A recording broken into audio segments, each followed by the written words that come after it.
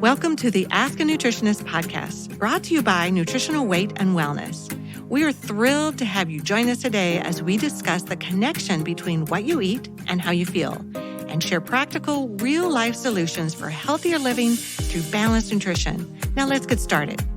Good morning and welcome to Dishing Up Nutrition's new midweek segment called Ask a Nutritionist. My name is Brittany Vincent and I am a registered and licensed dietitian.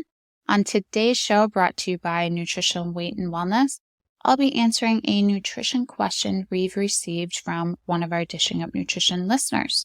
The question today is, are there specific tips or suggestions for how to reframe celebrations or rewards that don't include food? Or what would make a healthy food option feel more rewarding? Or how do you celebrate your achievements in life without sabotaging your health effort? So the answer to this question really varies from person to person, and it's kind of a loaded question. There's a lot here. This person mentions rewards, and for me, I think to how many people reward themselves with food after a tough day. If they're having a lot of stress, they feel like they deserve a treat. And then celebrations was also mentioned in this topic, and that's a little bit different. So I'm going to be touching on both of these. I think for most of us, the association of food and reward really goes back to childhood. Most people think of dessert or candy as a treat. It's something special. Many of us only got dessert if we finished everything on our plate. So that alone puts that sugar up on a pedestal and makes us want it even more, and then creates a negative association with the vegetables on the plate or whatever else was offered for dinner. Some parents or caregivers also reward kids with food if they're good. I remember in grade school, we would get what was called power cookies. If we were good or did something extra special, we would get a power cookie, and they were really just animal crackers. So think about it. It's no wonder that as adults, most of us want to reward ourselves with food or think we deserve a treat after a stressful day, or we want to take advantage of every celebration and have some dessert. So this is really ingrained in many of us, and it will take time to create a different mindset. So I've got some tips to overcome this mindset or association, and then we'll talk about how to approach celebrations as well. First, I think change the verbiage in your head. If you are somebody that is saying, I can't have this, I can't have that, instead of that, say, I'm choosing not to have this because it makes me have more cravings or it causes me a headache. I think a lot of people are more likely to reward themselves if they feel like they're restricted. And eating real food, it's a lifestyle. It's not this restrictive eating plan. It's not a diet. It's just about eating real food. And it's all about food choices, and the choices are always yours. And if you're constantly using that verbiage, I can't have that food, or that food isn't on my eating plan, then I think you're more likely to reward yourself with food. So instead of that mindset, I encourage you to switch the I can't have to I don't want to, or I'm choosing not to because XYZ. Let's use this scenario. Your coworker brings in these homemade cookies, and if you tell yourself, I can't have those cookies, it's human nature, you're going to want those cookies even more. And chances are, at some point, you're going to end up having one. Instead, if you said, I don't want to have those cookies because I know my knee pain will flare up, or it'll cause me more cravings, or it's not going to reach my health goals, by pausing and having that conversation with yourself, you're going to be a lot less likely to eat one of those cookies and just be able to move on with your day. I mentioned that pause factor. If you're ever tempted by food, pausing before making an impulsive food decision can really help. Just have a conversation with yourself. How are you going to feel if you eat that food? Maybe it tastes delicious and you feel good immediately, but that feeling does not last long at all. How are you going to feel afterwards? You can think about your health goals as well to help to motivate you and not give in to that temptation. Another tip is keep your blood sugar stable throughout the day. If you let yourself get overly hungry, combined with a stressful day, you're going to be way more likely to choose something high in carbohydrates or sugar and then reward yourself. Or if you let yourself get overly hungry and then you're going to an event, again, you're going to be way more likely to eat that dessert that's offered. So to keep that blood sugar stable, it really goes back to the protein, fat, and carb combination. And the protein and the fat specifically are going to help to reduce the blood sugar spike that you get from carbohydrates.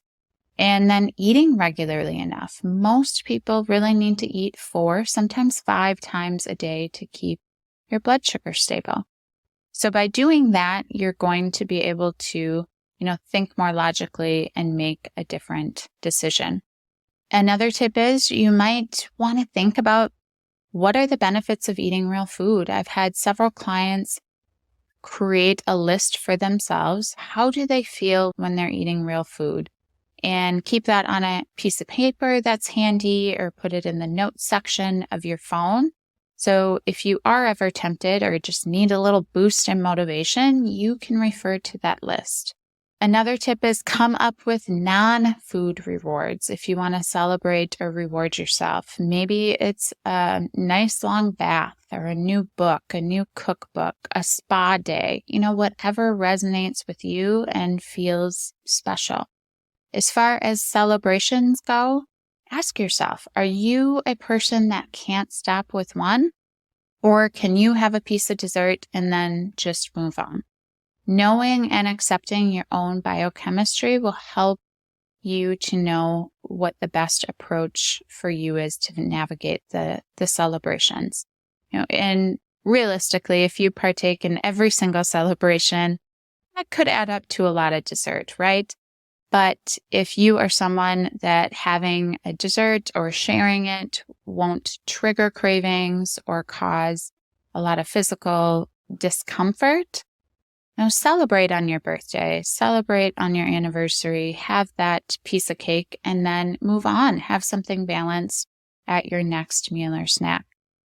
If you are somebody that can't stop with one, or if you find yourself at a lot of events, what else could you have that would be satisfying while everybody else partakes in that more traditional dessert? Maybe I've had clients bring dark chocolate or berries and cream. If you blend up half a frozen banana with 2 tablespoons of heavy cream, it makes the texture of soft serve. It's very delicious. You could make fat bombs. There is a recipe on our website at weightandwellness.com. and keep those in your freezer. So if you have one of those delicious snacks on hand, you're not going to feel like you're missing out as much. And that can be a very helpful strategy. Another thought would be, instead of celebrating with dessert, what about celebrating with a nice steak dinner or splurging and buying some fish or seafood that you might not typically buy for yourself? Many of my family's celebratory dinners include crab legs, a side salad, and a baked potato. It's all real food. It still feels special. And of course, it's delicious. So think about doing something like that. And then I also want to add, if you do end up having that dessert or something, it's okay. It's not the end of the world. Don't get mad at yourself. Just move on and choose a balanced meal or snack the next time that you eat. And maybe do some reflection. Did you keep your blood sugar stable that day? Maybe it would have been easier if you brought something along to the party. Thinking about what could you do differently and in the next similar situation will just help you learn more about yourself to be more successful. I hope that this gave you a lot to think about in regards of how to approach rewards and celebrations.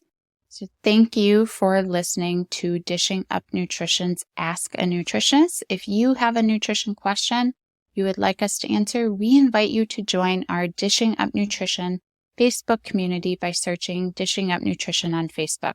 This private group is moderated by nutritional weight and wellness nutritionists and nutrition educators and provides our Dishing Up Nutrition listeners with a safe, supportive community to ask questions, share ideas, and get inspired.